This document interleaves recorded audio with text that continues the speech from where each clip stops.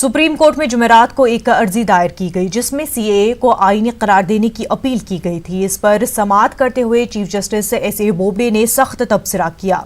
Chief justice ने कहा कि मुल्क इंतहाई मुश्किल वक्त से गुजर रहा है, लिहाजा इस तरह की अर्जियां दायर करने से कोई फायदा नहीं होगा।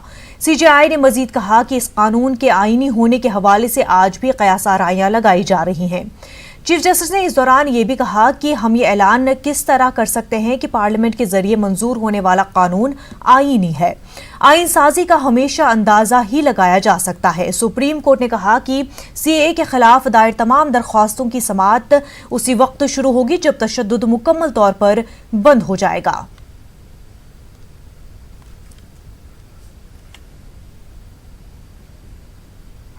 हल्का असम्बली बहादुरपुरा के एमएलए मुअज़्ज़म खान ने कल बाद नमाज जुम्मा ईदगाह मीर आलम ता शास्त्रीपुरम तक निकाली जाने वाली तिरंगा रैली की तैयारियों का हुकाम के साथ जायजा लिया। उन्होंने ईदगाह मीर आलम और रैली की गुजरगाहों का दौरा किया। इस मौके पर मुतल्लिका कॉरपोरेटर्स, बल्दियाती, बिजली, आबरिसानी, ट्रैफिक, लॉ एंड ऑर्डर और दीगर महकमों के हुकाम मौजूद थे। मुअज़्ज़म खान ने रैली में शिरकत करने वालों को यकीन दहानी कराई कि उन्हें किसी भी किस्म की तकलीफ नहीं होगी।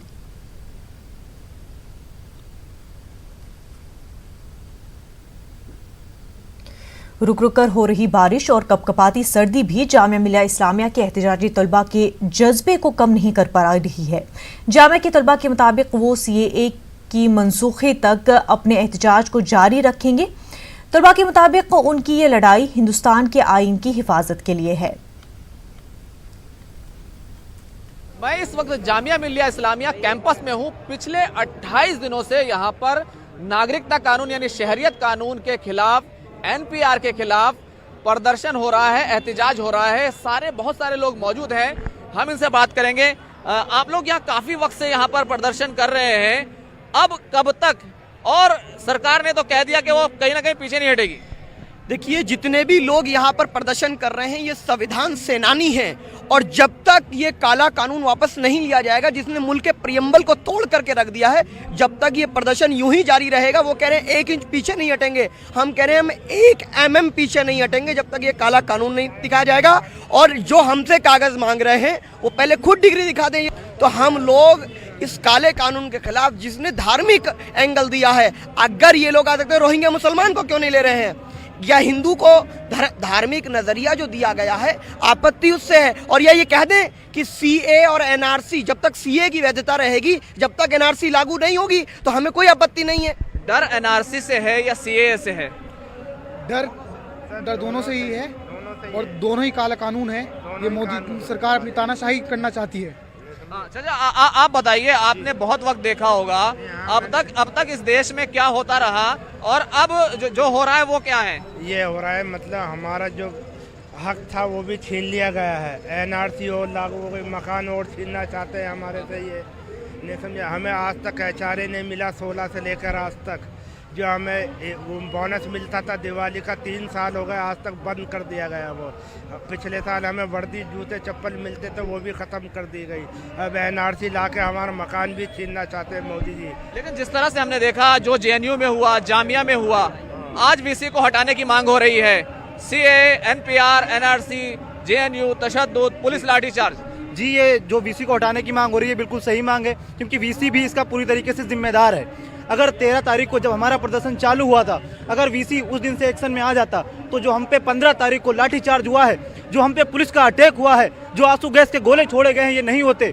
और हम लोग ये पुलिस की मार खा के और जोश के साथ उभर के आए हैं, और आज पूरे देश में हमने पूरे देश को जगा दिया है। और इनके सांसद कहते हैं हरियाणा के कि ये गांधी का देश नहीं है, मोदी का देश है। ये इतने अहंकारी हो गए हैं 4 दिन की सत्ता पाकर, ये गांधी का देश नहीं, ये मोदी का देश बताते हैं। अरे एक गांधी नहीं। क्या ये अहंकार है? अब तक कोई गिरफ्तार नहीं हुआ, पुलिस जांच कर रही है, कह रहे हैं कि जो लोग नकाबपोश आए थे उसकी जांच हो रही है। देखिए, दिल्ली पुलिस का दोहरा रवैया हमने देखा। जामिया में पुलिस को किसी की परमिशन नहीं लेनी पड़ती है, जबकि जेएनयू में कहते हैं परमिशन लेनी पड़ती है। मैं इनके नेताओं को सुना था, बड़ी शर्म की बात करते हैं। भारतीय जनता पार्टी के नेता कहते हैं कि साहब हमें हर तरीके से परेशानी, जहां पुलिस को एक्शन लेना चाहिए वहां पुलिस एक्शन नहीं लेती, जहां नहीं लेना चाहिए वहां लेती है। तो कहीं ना कहीं जो ये दमनकारी सरकार फासिज्म की तरफ बढ़ रही है, उसका विरोध, और जामिया इसका गवाह है। आपको जो दिक्कत है सीए से है, एनपीआर से है, किस चीज से दिक्कत है, या एनआरसी से? हमें दोनों चीज़ों से दिक्कत है। मैं इस पे कहना चाहूँगा, सीए पे कहना चाहूँगा कि सीए को जिस तरह से रिलीजियस नाम दिया गया उस पर, इसकी ज़रूरत क्या थी देने का। और एनआरसी के बारे में बताऊँगा, जो लोग गांव से आते हैं, मैं स्पेशली बिहार से आता हूँ, वहाँ बैकवर्ड, आज भी बहुत बैकवर्ड है लोग, वो आईडी प्रूफ कहाँ से लाएंगे? अगर आईडी प्रूफ नहीं लाएंगे तो हिंदू मुस्लिम जितने भी होगा, इसमें 5 साल 6 साल 7 साल जो भी लगेंगे, तो वो प्रूफ करने के चक्कर में लगे रहेंगे काम काज छोड़ के। और गरीब लोग जो, जिनको अगर 50,000 20,000 रिश्वत देने पड़ेंगे, तो ये जानबूझ के लाइनों पे क्यों लगवा रहे हैं? सरकार जो है, हमारे सरकार हमने चुना था काम करने के लिए, ना कि परेशान करने के लिए। और जेएनयू पे भी कहना चाहूँगा। बहुत बहुत शुक्रिया। तो ये खल्के खुदा की यानी आवाज़ है, यानी नकारा खुदा कहा जाता है, जिस आवाज़ को सरकार को ये आवाज़ सुननी होगी। कैमरामैन रमेश के साथ खुर्रम शहजाद, न्यूज़ 18 उर्दू, दिल्ली। कोलकाता के पार्क सर्कस मैदान में खवातीन का धरना जारी है। एनआरसी और सीए की मुखालफत में धरने पर बैठी खवातीन ने अपना एहतजाज जारी रखने का फैसला किया है। रात के वक्त भी ये खवातीन धरने को जारी रखे हुए हैं, जबकि पुलिस की जानिब से धरने की इजाजत नहीं दी गई है। धरने में मुख्तलिफ तबके की खवातीन शामिल हैं। इसका जायजा लिया हमारे कोलकाता नुमाइंदा शबाना एजाज ने। कोलकाता के पार्क सर्कस मैदान में खवातीन का धरना जारी है। आप देख सकते हैं कि किस तरह से पूरे धरने मैदान में जो है वो खवातीन की भीड़ में रोज बरोज इजाफा हो रहा है, और हर उम्र की खवातीन जो है, हर तबके की खवातीन जो है यहाँ शामिल है। नौजवान लड़कियों से लेकर जो बुजुर्ग जो खवातीन है वो भी यहाँ देखी जा रही है, और सीए और एनआरसी के खिलाफ नारा लगा रही है। किसी भी सियासी और समाजी तंजीम का यहाँ बैनर नहीं लगाया गया है, लेकिन ये लोग जो है वो लगातार धरने पर बैठी हैं। और यही वजह है कि आप देखें कि ममता बनर्जी ने भी कहा है कि तृणमूल छात्र परिषद भी इसी तरह एक सीए और एनआरसी के खिलाफ जो है वो धरना देगी। हम खवातीन से बात करते हैं। 3 दिन हो चुका है आपका, क्या कहेंगी, कैसा चल रहा है धरना? धरना बहुत सही चल रहा है। पुलिस कोऑपरेट कर रही है, हमारी सरकार हमारी कोऑपरेट कर रही है। परमिशन अभी तक नहीं मिला, लेकिन सरकार से ये उम्मीद है कि हम लोगों को बॉक्स लगाने का, लाइट लगाने का, घेरने का परमिशन मिले। बहुत सारी परेशानियां हैं, आपने कहा था कि कुछ भी बैठे हैं। अपने यहाँ के चीफ मिनिस्टर से अपील करें, प्लीज दीदी हम लोगों का मदद कीजिए, इसके ऊपर ढाकने का इंतजाम कीजिए, नहीं तो हम लोग यहाँ पर। ये भी कहा जा रहा है पुलिस जो है वो धरने को खत्म कराना चाहती है। नहीं, बोल तो रहा है कि तो यहाँ पर मेला लगने वाला था, लेकिन इतना उम्मीद है कि दीदी हम लोगों का फीलिंग। आप लोगों का धरना जारी? हाँ, जारी रहेगा। कल हम लोग नहीं जा रहे हैं एयरपोर्ट, हम लोग का धरना यहाँ रहेगा। कल हम लोग मोदी जी जो आ रहे हैं, इसके लिए कोई प्रोटेस्ट लेकर नहीं जा रहे हैं। आप किसलिए यहाँ पे आई हैं? किसलिए यहाँ आई हैं? मैं एक स्टूडेंट के हैसियत से यहाँ पे आई हूँ, और जेएनयू, जामिया, एएमयू, हर एक जगह पे, यूनिवर्सिटी पे जिस तरह से वैंडलिज्म हो रहा है बीजेपी पुलिस के हिसाब से, और वो दिल्ली पुलिस को भेज के वहाँ वैंडलिज्म कर रहे हैं, उन सबके विरोध में मैं आप किसलिए आई हैं? क्या होता है, क्या लगता है? I have come here basically to protest against CAA, NRC and NPR and the violence which has been inflicted in. लगता है कि इस तरह के प्रोटेस्ट जो है वो काफी अहम होगा, और जो मरकजी हुकूमत है उस पर ध्यान देगी। Yeah, I think so. हमारे साथ और भी खवातीन हैं, हम उनसे भी बातचीत करेंगे। क्या कहते हैं, 3 दिन हो चुका है, कि कुछ खास असर पड़ेगा इस प्रोटेस्ट का, या लगातार ये जारी रहेगा? अगर ये सरकार अंधी बहरी गूंगी है तो कुछ भी असर नहीं करेगा, और अगर कुछ दर्द रखती होगी तो बेशक असर करना चाहिए। खवातीन का धरना जारी है, और खवातीन के हौसले भी बुलंद है। इनकी तादाद में रोज बरोज इजाफा हो रहा है। आप देखें कि तृणमूल कांग्रेस की तरफ से भी कहा गया है कि तृणमूल छात्र परिषद इसी तरह लगातार धरने पे बैठेगी। कुछ और भी लोग हैं हमारे साथ, हम उनसे भी बातचीत करते हैं। आप लोग यहाँ किससे आए? हम सीएबी और सीए के प्रोटेस्ट के अगेंस्ट में आए कि हम इस कानून, काला कानून को बिल्कुल नहीं। ये तो खवातीन का धरना है, औरतें ही मौजूद है यहाँ पर, औरतों की तरफ से ऑर्गेनाइज किया गया है। फिर आप लोग यहाँ? हम लोग साथ हैं इनके, हमारी माँ बहनें सब है यहाँ पे, बूढ़ी अम्मा खाला सब है यहाँ पे, और मर्द भी हमारे साथ है, सब भाई हम लोग हिंदू मुस्लिम भाई यहाँ पे, गैर मुस्लिम भी सब भी यहाँ पे। भोपाल के इकबाल मैदान में पुलिस इंतजामिया की रोक के बावजूद सीएए और एनआरसी के खिलाफ सत्याग्रह जारी है।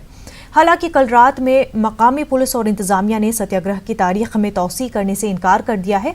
इसके बावजूद भी तलबा और समाजी तंजीमों का सत्याग्रह जारी है। तलबा का कहना है कि उनका एहतजाज मरकजी हुकूमत के जरिए की गई आइन के खिलाफ वर्जी के खिलाफ जारी है और उन्हें इस जुर्म में पुलिस गिरफ्तार करना चाहती है तो करे। पुलिस इंतजामिया और कमलनाथ हुकूमत के इकदाम से नाराज है। सत्याग्रह करने वालों से हमारे नुमाइंदे ने खास बातचीत की।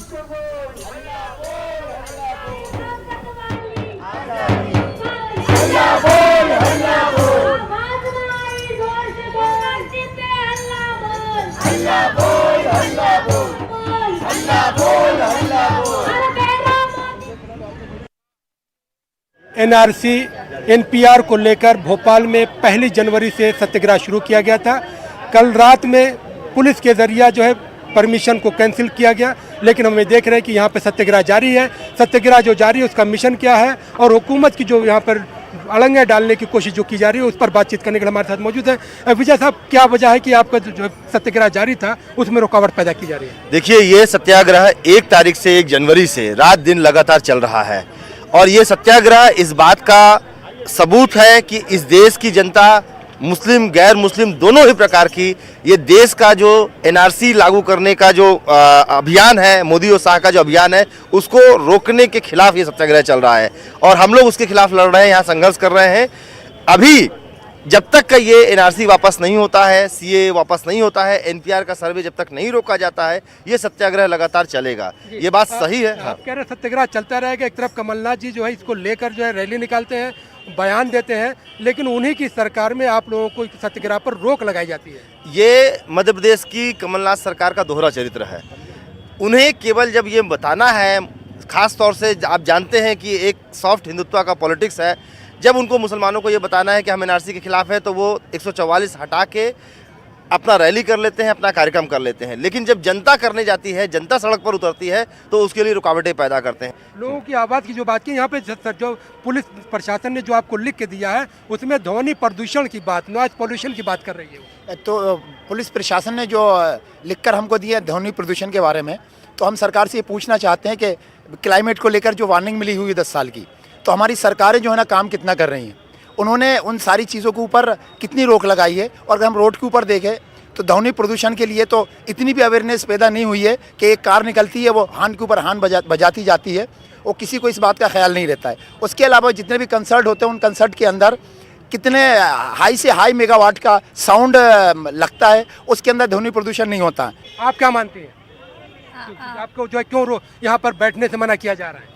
इसलिए मना किया जा रहा है क्योंकि ये हमारे संघर्ष की लड़ाई है। सीएए पर हम लोग चाहते हैं कि रोक लगे, चाहे वो मध्य प्रदेश हो। हम तो चाहते हैं कि पूरे भारत में इस पे रोक लगनी चाहिए और इसको रद्द करना चाहिए। और जो इन्होंने ऐलान किया और जो ये कानून लाए हैं, ये लोगों के हित में नहीं है, ये संविधान के हित में नहीं है, ये लोगों की जान लेने के ऊपर है। क्योंकि अभी जो है आप देख रहे हो कि जामिया हो या जेएनयू हो, वहाँ पर स्टूडेंट के साथ कितना लगातार हिंसा होती जा रही है। कि ये जो सत्याग्रह जारी है, यहाँ पे स्टूडेंट, सामाजिक संस्थाएं, जितने भी लोग हैं, उन्होंने वादे तौर पे ऐलान कर दिया है कि उनका सत्याग्रह सीएए, एनआरसी और एनपीआर के खिलाफ जारी रहेगा और तब तक जारी रहेगा जब तक इस स्याह कानून को वापस नहीं लिया जाता।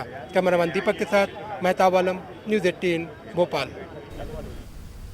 शहरियत कानून और एनआरसी एनपीआर के खिलाफ आज से गांधी शांति यात्रा का आगाज हो चुका है। साबिक मरकजी वजीर यशवंत सिन्हा की क़यादत में यात्रा निकाली गई है। एनसीपी सरबराह शरद पवार ने इस यात्रा को हरी झंडी दिखाई। ये यात्रा 29 जनवरी तक चलेगी। गांधी जी के यौम शहादत पर दिल्ली के राजघाट पर यह यात्रा खत्म होगी। आपको बता दें कि ये यात्रा महाराष्ट्र, गुजरात, राजस्थान, उत्तर प्रदेश, हरियाणा और दिल्ली से गुजरते हुए तकरीबन 3000 किलोमीटर से ज्यादा की मुसाफत तय करेगी। समाज के बहुत बड़े वर्गों में नाराजगी है, मगर उनको रास्ता दिखाने की आवश्यकता है और वो रास्ता महात्मा गांधी जी के विचारों से ही रास्ता हो सकता है, जो देश की संविधान बचाने के लिए आम लोगों को मदद कर सकता है। इस शांतिपूर्ण संघर्ष की नेतृत्व की जिम्मेदारी यशस्वी ने अपने कंधे पर ले ली। कुछ कदम भारत सरकार ने जो उठाए हैं, इससे देश की एकता पर चोट गई है। देश के कई राज्य ऐसे हैं कि वहाँ की यूनिवर्सिटी में आज ये स्टूडेंट कम्युनिटी सड़क पर उतरी है और जो कुछ हुआ इस बारे में अपनी तीव्र नापसंदी जगह जगह पर व्यक्त कर पूरे देश को यहाँ के युवाओं ने जागरूक किया है और हम जो इस यात्रा पर निकल रहे हैं वो युवाओं के ही उस आंदोलन को आगे बढ़ाने के लिए और देश की जनता को और जागृत करने के लिए इस यात्रा पर निकल रहे हैं। मुझे पूरा विश्वास है कि यात्रा की समाप्ति जो 30 जनवरी को राजघाट में होगी, उसके पहले सरकार बाध्य होगी इस बात के लिए कि वो सीए का कानून निरस्त करे, रिपील करे और घोषणा करे कि हम एनआरसी देश भर में लागू नहीं करेंगे।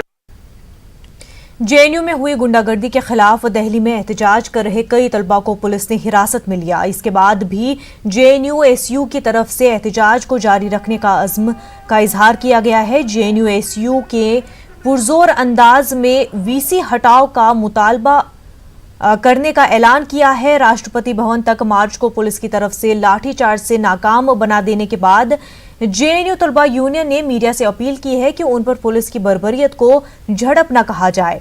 दूसरी जानिब जेएनयू के तलबा को senior BJP leader Murli Manohar Joshi की हिमायत हासिल हुई है। मुरली मनोहर जोशी ने ट्वीट करते हुए जेएनयू के वीसी को हटाए जाने की हिमायत की है। अब क्या चाहते हैं? अब भी वही चाहते हैं। ऐसा थोड़ी होगा कि सर फूट गया तो मांग बदल जाएगी। जिस बात के लिए सर फूटा है बात तो वही रहेगी। बात सर इसलिए फोड़ा गया है कि उस सर ने कहा है कि हम यूनिवर्सिटी को बेचने की जो साजिश है उसके खिलाफ सर नहीं झुकाएंगे, इसलिए सर फोड़ा गया है। लोगों के पढ़ने का अधिकार है, लोगों को पढ़ाना सरकार की जिम्मेवारी है। सरकार जनता के टैक्स के पैसे से चलती है, वो टैक्स का पैसा सही जगह पे खर्च हो इसको तय करना सरकार की जिम्मेवारी है। या तो ये सरकार कहे कि नहीं हमको जेएनयू की जरूरत नहीं है। अगर ऐसा नहीं है, हर साल राष्ट्रपति अगर जेएनयू को बेस्ट यूनिवर्सिटी का पुरस्कार दे रहे हैं तो फिर उस यूनिवर्सिटी के साथ ये सौतेला व्यवहार क्यों किया जा रहा है? क्यों फीस उसकी जो है अलग से सबसे ज़्यादा बढ़ाई गई है? इसका क्या पर्पस है? इसका सीधा पर्पस है इस देश के जो कमज़ोर लोग हैं उनको पढ़ने लिखने के अधिकार से वंचित रखा जाए। इस देश में लोगों के जो सपने हैं कि पढ़ लिख करके हम भी जीवन में अच्छा करें, वो सपना ये छीन लेना चाहते हैं। सीधी सी मांग है, बढ़ी हुई फीस वापस ली जाए। जिन गुंडों ने नकाबपोश बन करके शिक्षकों और विद्यार्थियों को पीटा है उनके ऊपर कार्रवाई हो। गृह मंत्रालय इस बार की जिम्मेवारी ले कि पुलिस की मौजूदगी में ये हिंसा कैसे हुई, और वाइस चांसलर जो इस यूनिवर्सिटी को चलाने में सक्षम नहीं है उनको इस्तीफा देना पड़ेगा, उनको बर्खास्त करना पड़ेगा। जेएनयू में गुंडागर्दी और वाइस चांसलर की मुखालफत में जेएनयू तलबा के एहतजाज में फैज़ अहमद फैज़ की नज़्म हम देखेंगे छाई हुई है। तलबा के मुताबिक जब भी किसी मुल्क में हुकूमत अवाम मुखालिफ काम करेगी, एहतजाजी फैज़ की नज़्म ज़रूर गुनगुनाएंगे और इंसाफ का मुतालबा करते रहेंगे। फैज़ की नज़्म से मुतल्लिक़ तलबा क्या सोचते हैं, ये जानने की कोशिश की हमारे दिल्ली नुमाइंदे खुर्रम शहजाद ने। फैज़ की गजल जिस पर विवाद हुआ, आज वो हर प्रदर्शन में हर जगह गुनगुनाई जा रही है। ये देख सकते हैं आप, जेएनयू का ये नजारा है जहां पर ये गजल गुनगुनाई जा रही है। आप इसको सुनिए, फिर मैं आपको आगे ले चलूंगा। और राज करेगी हर से खुदा जो मैं भी हूँ और तुम भी हो, हम देखेंगे। लाजिम है कि हम भी देखेंगे, हम देखेंगे। वो दिन की जिसका वादा है हम देखेंगे। जो लोहे अजल में लिखा है हम देखेंगे।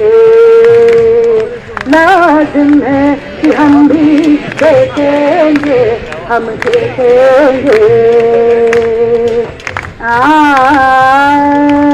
रात देश हम सबका प्यारा देश।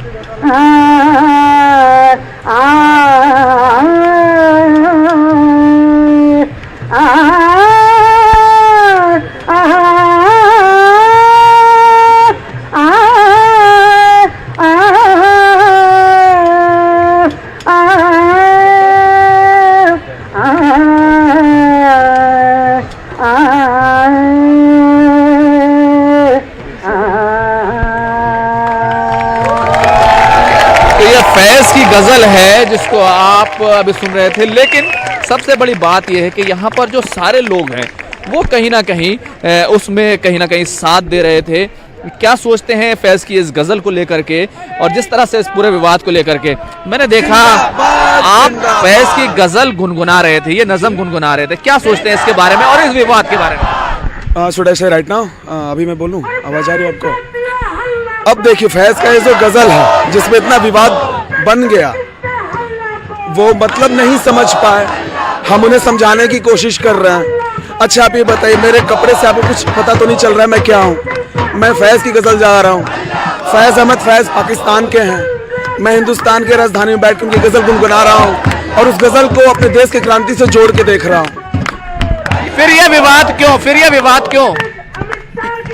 यही समझने वाली और समझाने वाली बात है। देखिए, अब ऐसा नहीं होना चाहिए कि हम यहाँ पे सिर्फ जेएनयू के लिए बैठे हैं। वेमुला से लेके, नजीब से लेके, पंसारे से लेके, JNU, AMU, Jamia, CAA, NRC, NPR पढ़ा है मैंने, मुझे पता है। मैं सदगुरु नहीं हूँ, मुझे मतलब पता है और मैंने पढ़ा भी है, इसलिए हम यहाँ बैठे हैं और इन सारी बातों से फैज जुड़े हुए हैं। अब ये क्या कनेक्शन है, कैसे हम ये समझ रहे हैं? देखिए ये नारे देखिए आप।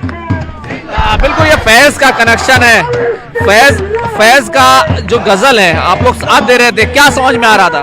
फैज का गजल पूरा समझ में आता है।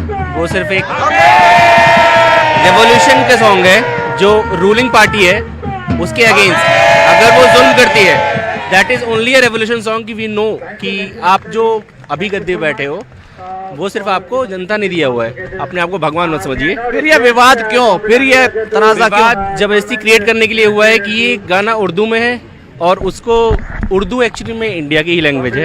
एक बात और बताइए, अभी फैज पढ़ा जा रहा है, क्या इससे पहले भी पढ़ा गया फैज या अब ये फैज आया है? पहले कुछ और पढ़ा जाता लेकिन अब फैज भी पढ़ा जाया करता था, पर एक्चुअली शायद से वो कहीं पे खो गया था और अब शायद से वैसा ऑटोक्रेटिक रूलर जो अभी हमारे देश में आ रहा है वो पहले से भी था और अभी बीच में अभी बहुत दिनों के बाद ऐसा है कि रूलर जो आया तो अचानक से हमें फैज याद आ रहे हैं और जब फ्यूचर में भी ऐसा कोई ऑटोक्रेटिक रूलर आएगा तो हर बार फैज के ये लफ्ज़ में फिर से गाए जाएंगे। तो फैज हैं और फैज अब गाए जा रहे हैं, गुनगुनाए जा रहे हैं, और तो आप भी समझ लीजिए कि फैज इस वक्त कहाँ हैं और किस तरह से नौजवानों के और रिवोल्यूशन के लिए वो किस तरह की एक कड़ी बन चुके हैं। कैमरामैन योगेंद्र के साथ खुर्रम शहजाद, न्यूज़ 18 उर्दू, दिल्ली। मारूफ सहाफ़ी और शायर प्रोफेसर उबैद सिद्दीकी का दिल्ली के एक अस्पताल में आज इंतकाल हो गया। वो 63 बरस के थे। कल बाद नमाज जुमा दिल्ली की जामिया कब्रिस्तान में तदफीन होगी। उबैद सिद्दीकी की रहरत को एक बड़ा सानिया करार दिया जा रहा है। उबैद सिद्दीकी का ताल्लुक मेरठ से था, जहां उन्होंने अपनी तालिब इल्मी के ज़माने में हफीज़ मेरठी से इस्तिफादा किया। अलीगढ़ मुस्लिम यूनिवर्सिटी जामिया मिलिया इस्लामिया होते हुए वो ऑल इंडिया रेडियो से BBC लंदन पहुंचे। फिर जामिया मिलिया इस्लामिया के मॉस कम्युनिकेशन रिसर्च सेंटर में प्रोफेसर की खिदमात अंजाम दी। एक ज़माने में ETV उर्दू के प्रोग्राम हमारे मसाइल के मेज़बान भी रहे। 2010 में उनका पहला मजमूए कलाम रंग हवा में फैल रहा है शाया हुआ था।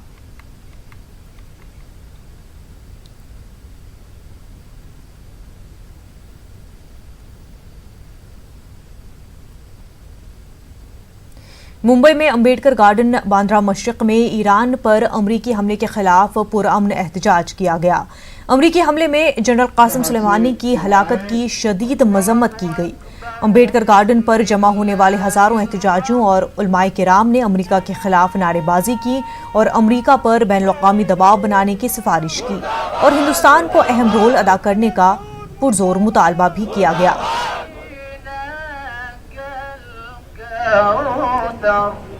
पूरी तरीके से डिसिप्लिन का ख्याल आज इसलिए हो रहा है कि अमेरिका की जो हर मौके पे और हर मुल्क में अपनी दादागिरी करना चाहता है, उसने इराक में घुस के ऐसे लोगों का कत्ल किया है जो लोग पूरी दुनिया की कामयाबी, फलाह, बहबूद और अच्छाई चाहते थे। शहीद कासिम सुलेमानी और शहीद अबू महदी मुहंदिस, इन लोगों ने पूरी दुनिया से दाइश का, ISIS का खात्मा किया। अमेरिका ने इन लोगों को कत्ल कर दिया है और कत्ल करके इसने बताया है कि अमेरिका आतंकवादी मुल्क है। हम यहाँ भी ये चाहते हैं कि अमेरिका अपनी इन आतंकवादी गतिविधियों को ख़त्म करे और पुरअमन तरीके से लोगों को रहने दे इस वक्त जो ये प्रोटेस्ट हो रहा है, हम अपने देश की जनता को, अपने मुल्क की आवाम को ये बताना चाहते हैं कि अमेरिका ने, ट्रंप ने जो कासिम सुलेमानी और उनके साथियों को मरवाया है, वो टेररिस्ट नहीं थे, वो इंसानियत के दोस्त थे और वो आईएस जैसी दहशतगर्द टेररिस्ट तंजीम को मिटाने के लिए निकले हुए थे, उनके साथियों को मिटाने के लिए निकले हुए थे जो उनका साथ दे रहे हैं। अमेरिका ने उनको शहीद किया और जो उनको मारा है, उन्होंने किसी टेररिस्ट को नहीं मारा है जैसा कि आज फैलाया जा रहा है। खास बात इंडिया में फिलहाल इतना ही। आदाब।